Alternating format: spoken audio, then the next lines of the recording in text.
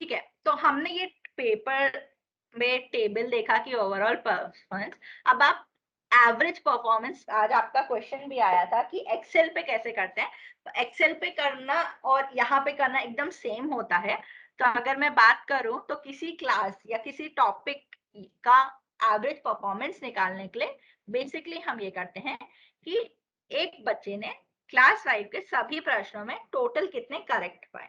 तो याद है हम लोग ने कल सम किया था, पहले 15 बच्चों ने क्वेश्चन नंबर 1 में कितने करेक्ट आंसर दिए थे, 6 दिए थे।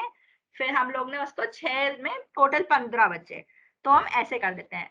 तो सिंपल मैथ्स का फॉर्मूला है कि सभी प्रश्नों के सही उत्तरों की कुल संख्या और सभी प्रश्नों के लिए अपेक्षित प्रतिक्रियाओं, मतलब जितने एक्सपेक्टेड आंसर्स थे, कुल संख्या। तो अगर हमारे एक पेपर में 30 क्वेश्चंस हैं और 10 हम लोग के क्लास में बच्चे थे, तो 30 इंटू 10 मतलब टोटल 300 आंसर्स एक्सपेक्टेड थे। 300 में से कितने करेक्ट आए, 30 आए। तो 30 डिवाइडेड बाय 300 इंटू 100, ऐसे सिंपल परसेंटेज निकालेंगे। तो इस फॉर्मूले में किसी को कोई दिक्कत है? No madam. किसी को है तो आप पूछ सकते हैं अगर नहीं समझ आया है तो। मैम सही प्रश्नों के सही उत्तरों की कुल संख्या तो सभी प्रश्नों के बराबर ही होगी। नहीं, सो सॉरी, प्रमोद जी आपने पूछा, राइट? जी मैम। प्रमोद जी सोचिए आपके 10 प्रश्न थे पेपर में, एक बच्चे की बात करते हैं, ठीक है? 10 प्रश्न में से हो सकता है बच्चे 5 दे, 6 दे या 10 के 10 दे, राइट? जी मैम। तो 10 अपॉन 10 इंटू 100, तो 100% हो गया। बिल्कुल। और 5 आउट ऑफ 10 इंटू 100, तो 50% हो गया। Yes ma'am.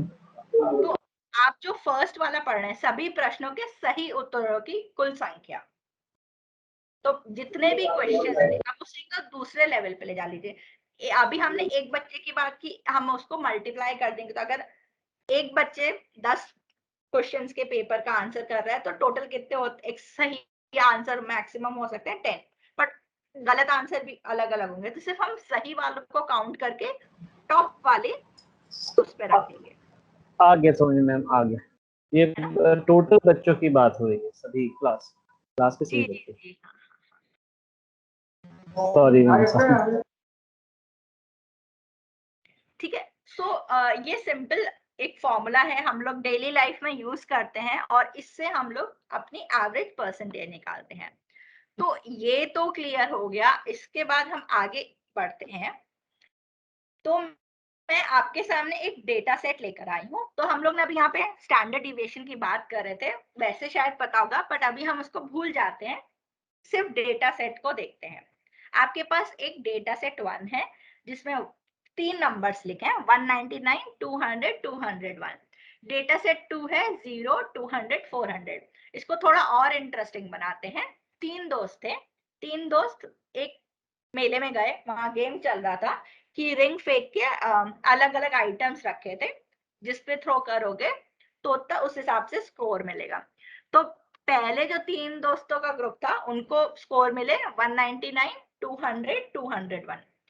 दूसरा जो ग्रुप था 3 दोस्तों का, उन्हें स्कोर मिले, पहले वाले को तो कुछ मिला नहीं, दूसरे वाले को उसी की तरह 200 मिला, तीसरे वाले ने तो एकदम ही अच्छा किया 400, तो उसका तो एकदम ही सबसे अलग हट के नंबर गया। तो क्या मैं ये कह सकती हूँ कि तीनों दोस्त ने एक, और अगर आप टोटल इसका देखें तो 600 आएगा टोटल स्कोर दोनों का ही। Yes ma'am. और इस टोटल को मैं देख के ये कह सकती हूँ कि जो 2 ग्रुप थे दोस्तों के, वो एक तरीके के दो मतलब हैं रिंग फेंकने में एक्सपर्ट।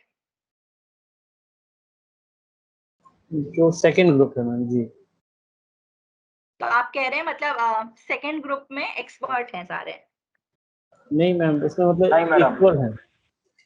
इक्वल एवरेज है। समान है, एवरेज सेम है। ठीक है, आप कह रहे हो एवरेज सेम है, बट क्या मैं पूछ रही हूँ तीनों ही कौशल है रिंग फेंकने में? मैडम इसमें सेट फर्स्ट में सही है क्योंकि वो एवरेज के इर्द गिर्द हैं, और जो सेकंड वाले में एवरेज के एक हाई पे जा रहा है, एक बहुत लो पे जा रहा है, और ये एवरेज के पास पास में, इसलिए पहला वाला ज्यादा सही है। ठीक है, ये सुदर्शन जी थे अगर मैं गलत नहीं हूँ तो। Yes ma'am. जी, तो सुदर्शन जी आपने कहा कि वो इर्द गिर्द है, ये है, तो इस हिसाब से मुझे एवरेज स्कोर उनका कंसीडर करना चाहिए कि नहीं करना चाहिए? मैम सेकंड वालों का एवरेज स्कोर कंसिडर नहीं किया जा सकता, क्योंकि ये जो मीन निकालने का एक सबसे बड़ा नुकसान भी ये बोला है, इसमें जो ये लिमिटिंग वैल्यू रहती है इनका बहुत फर्क पड़ जाता है। तो लिमिटिंग वैल्यूज मीन निकालने में थोड़ा ध्यान रखना पड़ता है, तो स्टैंडर्ड डेविएशन भी निकाल लेते हैं इसलिए। सो टोटल स्कोर तो सबका 600 है, उसका एवरेज 600 डिवाइडेड बाय 3 करेंगे तो 200 बन जाता है। तो दोनों का एवरेज तो सेम है, मैं बोल रही हूँ दोनों ही बढ़िया है यार, दोनों का एवरेज को 200 आया है, दोनों ही बढ़िया ग्रुप है। मेरा स्टेटमेंट सही है कि गलत है? किसी और से मैं थोड़ा सुनना चाहूंगी। गलत है मैम। गलत है, गलत है, क्योंकि अभी आपके पास डेटा सेट नहीं है। अगर मैं मतलब डेटा सेट है आपके सामने, सॉरी, अगर मैं डेटा सेट नहीं रखती, बोलती कि दो दोस्तों का ग्रुप है जिनकी एवरेज परफॉर्मेंस 200 स्कोर और 200 स्कोर आई है, तो तब आप क्या कहते हैं? आप यही कहते हैं कि दोनों एक ही समान के ग्रुप हैं, राइट? है, लेकिन मैम वही स्थिति उसमें भी बनेगी कि कुछ लोगों का बिल्कुल ही जीरो परफॉर्मेंस होगा, किसका बहुत ज्यादा होगा, एवरेज के आसपास भी ना हो। तो राम बाबू जी, इसमें हम एवरेज स्कोर देख के किसी के परफॉर्मेंस के बारे में कुछ कह नहीं सकते, सही है मैम, राइट? इसलिए पहले अपकरण हमें का उपयोग डेटा करना सेट, पड़ेगा। जी जी जी, अगर अब मैं स्टैंडर्ड डिविएशन बात करूं तो दोनों के स्टैंडर्ड डिविएशन में इतना फर्क है। डेटा सेट का स्टैंडर्ड डिविएशन एक एक नंबर से उनका स्कोर फर्क आ रहा है, और दूसरे डेटा सेट में पूरा 200 का डिफरेंस आ रहा है। अब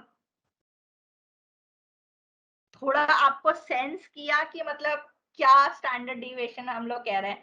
तो सिर्फ एवरेज परफॉर्मेंस से मैं क्या कह सकती हूँ कि अगर दो स्कूल्स हैं, एक भोपाल में है एक इंदौर में है, एक का एवरेज परफॉर्मेंस आती है 55%, दूसरे की भी आती है 55%। सिर्फ एवरेज परफॉर्मेंस के आधार पे मैं क्या कह सकती हूँ दोनों की जो बच्चों का कौशल है वो एक समान है?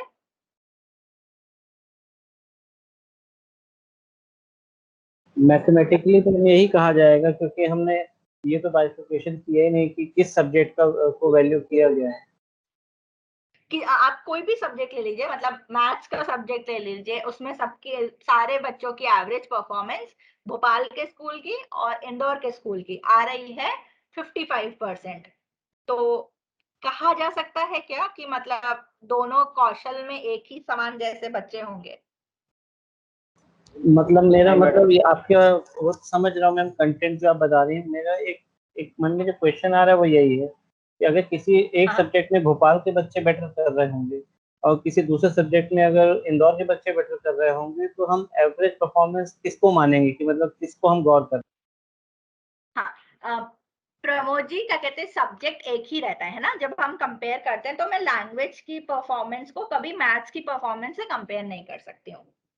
तो आई थिंक आप जो कहना चाह रहे हैं कि दो चीजें निकलेगी। जो मैं यहाँ पे कहना चाह रही हूँ कि एवरेज परफॉर्मेंस के आधार पे कंपेयर नहीं कर पा सकते, क्योंकि हमें नहीं पता कि ये सेम वाला जो केस है कि आसपास है सबके स्कोर कि बहुत दूर दूर है सबके स्कोर। और दूसरी चीज होगी कि क्या कहते हैं, आप जो कह रहे हैं कि टॉपिक, आई थिंक आप ज्यादा सही वर्ड होगा, सब्जेक्ट, क्योंकि मैं लैंग्वेज और मैथ्स को आपस में नहीं कंपेयर कर सकती। अब पर मैथ्स का क्या हो सकता है, भोपाल के बच्चे अरिथमेटिक ऑपरेशन जो कि एडिशन सब्ट्रैक्शन डिवीजन है उसमें अच्छा कर रहे हैं और उसकी वजह से उनकी परफॉर्मेंस 55 आ रही है। वहीं पे जो इंदौर के बच्चे हैं वो डेटा इंटरप्रिटेशन में कर रहे हैं, जहाँ पे मतलब कि अलग अलग ग्राफ्स, ये पिक्चर्स देख के डेटा को समझने वाली बात, तो उस पे अच्छा कर रहे हैं, तो उससे उनकी परफॉर्मेंस 55 आ रही है। पर एडिशन सब्ट्रैक्शन में उनके नंबर उतने अच्छे नहीं है। तो जो आप पॉइंट करना चाह रहे हैं कि वहां पे एक वो भी डिफरेंस रहता है, पर ओवरऑल परफॉर्मेंस देखी जा सकती है। जी मैम, मेरा मतलब यही था जो आपने अभी कहा, जस्ट मेरा वही मतलब था कि हम डाटा पे कैसे एनालिसिस करेंगे कि हमने जिस चीज को पर्पस देके एवरेज स्कोर काउंट किया है वो सही जा बैठेगा कि नहीं बैठेगा, क्योंकि हम एक्यूरेट हर पॉइंटर को तो इवेल्युएट कर नहीं सकते। तो एवरेज पे यकीन तो करना ही पड़ेगा, भले ही स्टैंडर्ड डेविएशन फिर पॉइंटर्स के हिसाब से बन जाए। करेक्ट। सो जो उन्होंने कहा एवरेज पे यकीन करना पड़ेगा, एवरेज पे यकीन कर सकते हैं, पर एवरेज सोल इंडिकेटर, एक ये शब्द यूज होता है कि अकेला इसी को इंडिकेटर लेके चल के हम कह दें कि यही पत्थर की लकीर है कि 55% है, अरे वाह बहुत बढ़िया, इस क्लास के सब बच्चों को परफॉर्मेंस 50 से ऊपर है। नहीं, ऐसा नहीं कह जी मैम, ये सही है। ये स्टेटमेंट है पूरा कि हो सकता है कुछ बच्चे ऐसे भी हो कि जो 10% परफॉर्मेंस ला रहे हो और कुछ बच्चे हो जो 90 ला रहे हो और फिर बीच में मिला के इनकी परफॉर्मेंस आ रही है 55। बिल्कुल madam, I agree with you. Suppose कीजिए कि भोपाल का 90% रिजल्ट है, तो उसमें कुछ बच्चे ऐसे भी होंगे जो फेल होते हैं। एकदम एकदम, हाँ, मतलब उस पे भी वेरिएशन इतना आ सकता है। तो हमारा टारगेट तो ये है ना कि सब बच्चों का लर्निंग लेवल बढ़े, यही नहीं कि हमारा रिजल्ट 90% आए या हमारे परफॉर्मेंस ही सिर्फ अकेले निकले। तो हम चाहते हैं जो पूरा स्टैंडर्ड डिविएशन से है, हमें ये दिखाता है कि हमारा जितना डेटा है वो कितना स्प्रेड हो रखा है।